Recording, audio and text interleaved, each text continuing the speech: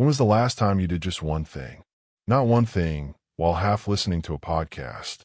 Not one thing with your phone face down, but still buzzing on the desk beside you. Not one thing while mentally composing your response to an email, rehearsing a conversation you haven't had yet, or cataloging the 17 other tasks waiting on the other side of this one. Just one thing, completely. With every atom of your attention, every thread of your awareness, every fragment of your cognitive and emotional presence gathered and directed at a single point. If you have to think hard to remember the last time that happened, you're not alone. And if the honest answer is I'm not sure that's ever happened, you're still not alone. You're simply living in the modern world as most people live in it, scattered, surface level, perpetually half present in an infinite number of places simultaneously. We have built an entire civilization optimized for distraction. Our devices are engineered by some of the smartest people alive to capture and hold our attention. Our work culture confuses busyness with productivity and treats multitasking as a virtue. Our social environments reward rapid context switching and the performance of engagement over actual engagement.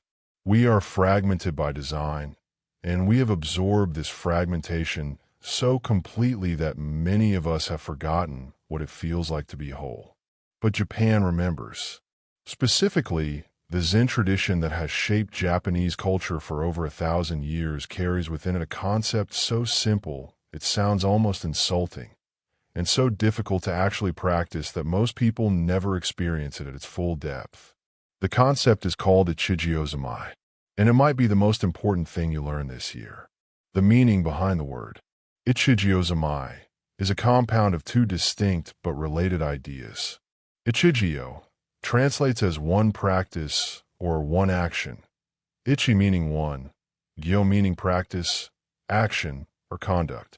Zammai is the Japanese rendering of samadhi, the Sanskrit term for a state of intense concentration or meditative absorption, a condition in which the distinction between the observer and the observed begins to dissolve, and the mind achieves a quality of presence so complete it resembles stillness even in the midst of activity. Together, Ichigyo-Zammai means something like complete absorption in a single practice, or more colloquially, doing one thing fully with your whole self until there is nothing left of you standing outside it. The concept originates in the Platform Sutra of the Sixth Patriarch, one of the foundational texts of Zen Buddhism, attributed to Huineng, who became the sixth patriarch of Chan, Zen, Buddhism in 7th century China. The text describes Ichigyo-Zammai not as an advanced meditative technique reserved for monks in formal practice, but as a way of approaching every act of daily life, walking, eating, working, washing, speaking, with the same quality of presence that a meditator brings to sitting in silence. In other words, your entire life can be meditation if you bring the right quality of attention to it. And that quality of attention, singular, total, unwavering, is Ichigyo-Zammai, the distraction crisis nobody is taking seriously. Before we can understand why Ichigyo-Zammai matters so urgently right now, we have to be honest about the scale of what we're dealing with. The average person picks up their smartphone 96 times per day, once every 10 minutes during waking hours. The average knowledge worker switches between tasks or applications every 47 seconds. Research from the University of California, Irvine found that after a single interruption, it takes an average of 23 minutes and 15 seconds to fully return to a task with the same quality of focus you had before being disrupted.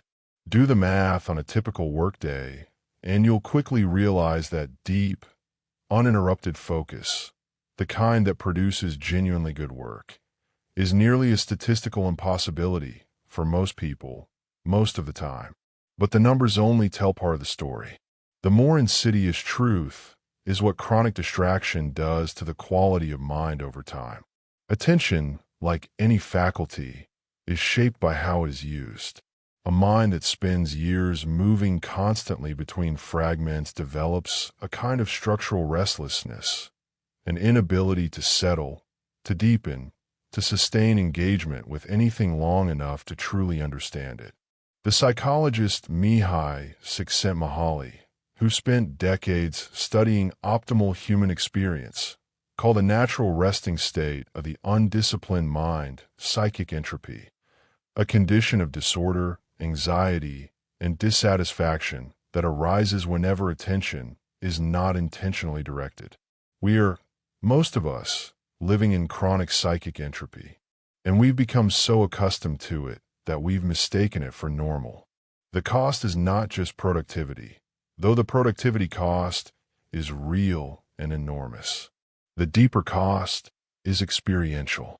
A fragmented life is a thin life. When you are never fully anywhere, you are truly nowhere.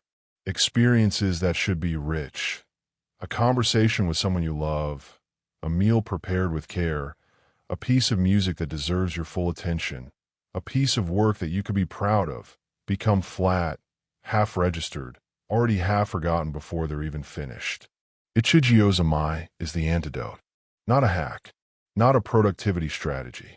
A fundamental reorientation of how you relate to time, attention, and experience.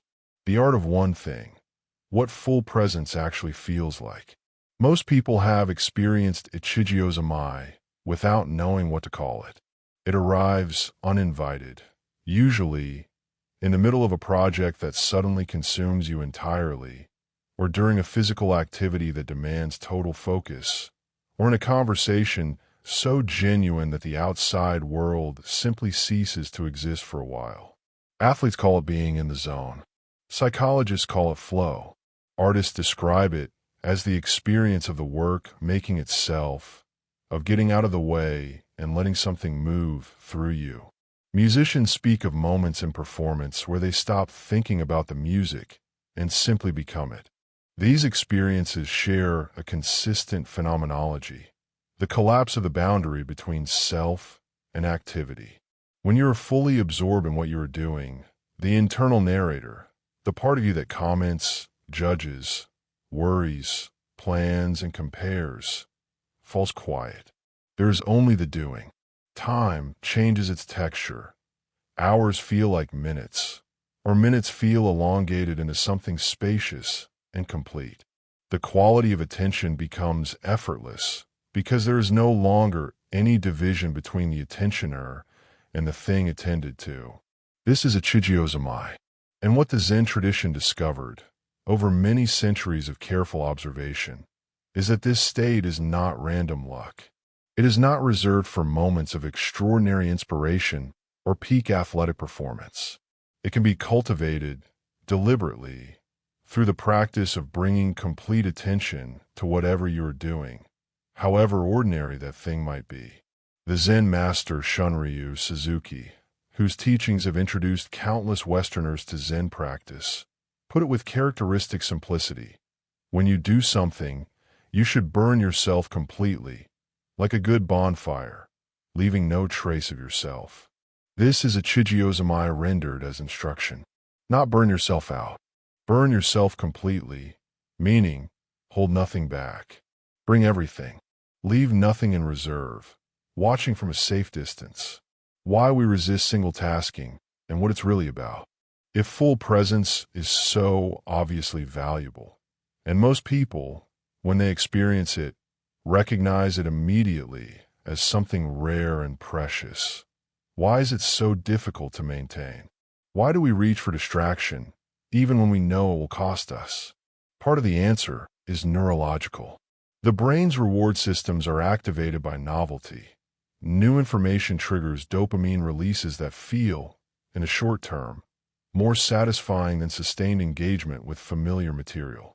This is why checking your phone feels rewarding, even when there's nothing important there. The act of checking, the anticipation of novelty, is itself the reward. The architects of our attention economy understand this perfectly and have designed systems that exploit it with ruthless efficiency. But there's a deeper reason that is less often discussed. Distraction is often a flight from discomfort. The moment before a task becomes genuinely absorbing is frequently uncomfortable. There's the resistance of starting, the frustration of early imperfection, the vulnerability of not knowing whether what you're doing will turn out to be any good. Distraction offers an escape from that discomfort, a way of hovering at the threshold of engagement without ever actually crossing it. This is why the most distracted people are often not the laziest, but the most sensitive, the most afraid of failure, of inadequacy, of the gap between their ambitions and their current abilities. Distraction is not a symptom of not caring. It is, paradoxically, often a symptom of caring too much, paired with insufficient tolerance for the discomfort that genuine engagement requires. Ichigyo-Zammai asks you to cross the threshold, to move through the discomfort of beginning, past the awkwardness of early engagement, into the territory where absorption becomes possible. It doesn't promise that this is easy. It promises that it's worth it, and that each practice of doing so makes the next crossing slightly easier. Ichigyo-Zammai in everyday life. The practice in detail. What distinguishes Ichigyo-Zammai from simply trying to focus is that it is not primarily a cognitive strategy. It is a physical and attitudinal practice. It begins before you do anything, in the way you approach the doing. The practice of arrival. Before beginning any task, take a moment to genuinely arrive, to make a conscious transition from wherever you were to where you are now. This can be as simple as 3 slow breaths, or placing both hands on the desk, or looking at the work in front of you for a quiet moment before beginning. The purpose is to mark a threshold. I am leaving the scattered state behind. I am entering full presence. This small ritual signals to the nervous system that something different is about to happen, and it primes the attentional network for sustained focus. The practice of single objects. Ichigyo-Zammai is not abstract. It attaches to specific, concrete things. When you eat, you eat. When you write, you write. When you listen, you listen. This means structuring your environment to support single engagement. One browser tab open, one document visible, one conversation happening. Not because multitasking is morally wrong, but because single objects give the attention something it can actually grip. A scattered environment produces a scattered mind. A singular environment invites singular attention. The practice of returning. The mind will wander. This is not failure. It is the nature of mind, the universal human experience. The practice is not to prevent the wandering, but to notice it quickly and return, without drama or self-criticism, to the single object of attention. Each return is the practice. Each return strengthens the attentional muscle. Think of it as a repetition at the gym. The wandering is the weight. The return is the lift. You are not failing when your attention drifts. You are training when you bring it back. The practice of completion. Ichigyo-Zammai is not just about how you begin or how you maintain attention. It is about how you finish. The modern tendency is to abandon tasks the moment they're mostly done, moving immediately to the next thing before the current thing is truly complete. This habit of incomplete endings fragments the mind in a subtle but cumulative way. Ichigyo-Zammai asks you to finish, to bring the thing to its natural conclusion, to close it consciously, to mark the ending with the same intentionality with which you mark the beginning. The practice of ordinary reverence. Perhaps the most radical dimension of Ichigyo-Zammai is its insistence that no activity is too mundane to deserve full presence. The Zen tradition is full of stories of masters who found enlightenment not in formal meditation, but in chopping wood, carrying water, washing dishes. This is not romanticism. It is a precise teaching about the nature of attention. The quality of presence you bring to washing a cup is the same quality you bring to writing a masterpiece. Practice it in the small things, and it becomes available for the large ones. Ichigyo-Zammai and deep work, the modern convergence. It is telling that the most significant recent contribution to thinking about knowledge work, Cal Newport's concept of deep work, independently arrives at many of the same conclusions as Ichigyo-Zammai, from an entirely secular, productivity-focused direction. Newport defines deep work as professional activities performed in a state of distraction-free concentration that push your cognitive capabilities to their limit. He argues that this capacity is becoming simultaneously rarer and more economically valuable.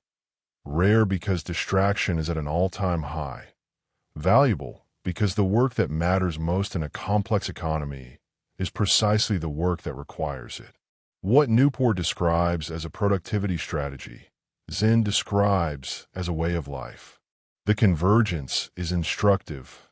Two entirely different traditions, approaching from opposite directions, arriving at the same truth. Sustained, singular attention is not a luxury or a personality quirk. It is the fundamental condition for doing anything well. And it is available to everyone, not as a talent, but as a practice. The difference is that Ichigyo-Zammai goes further than deep work. Newport's framework is primarily instrumental. Focus deeply so that you can produce better work. Ichigyo-Zammai is holistic. Bring full presence to everything so that you can live more fully. The goal is not just better output. The goal is a different quality of experience, a life that is actually lived rather than skimmed. The unexpected gift.